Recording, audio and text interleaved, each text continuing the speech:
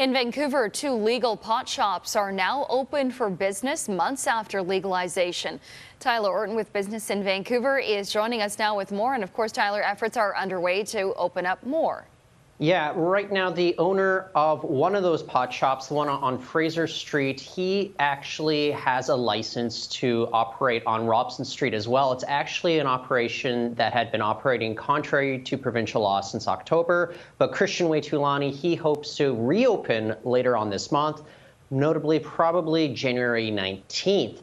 He also wants to have 8 stores open by year's end, and the city of North Vancouver has already shortlisted Waitulani for one of its first pot shops there.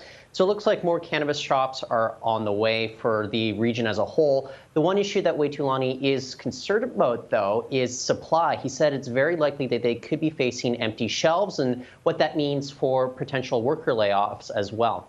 Interesting. All right. Another story you're following today, a very big deal that's been struck between Samsung and Apple.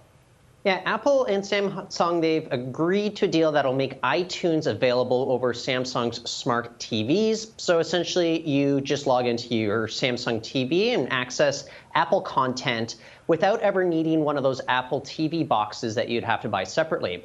So this comes as Apple prepares to launch its own streaming content service to rival Netflix. And it's also really not the kind of partnership you'd ever associate with these two bitter rivals. I'm talking about Samsung and Apple here right now, especially when you see how bitter this rivalry goes in the realm of smartphones.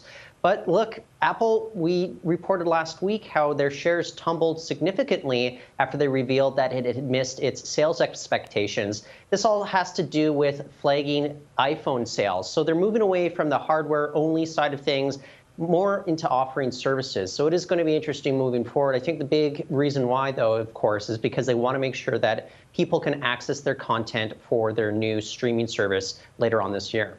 All right. Tyler Orton with Business in Vancouver on this Monday morning. Thanks, Tyler. Thank you, Sonia.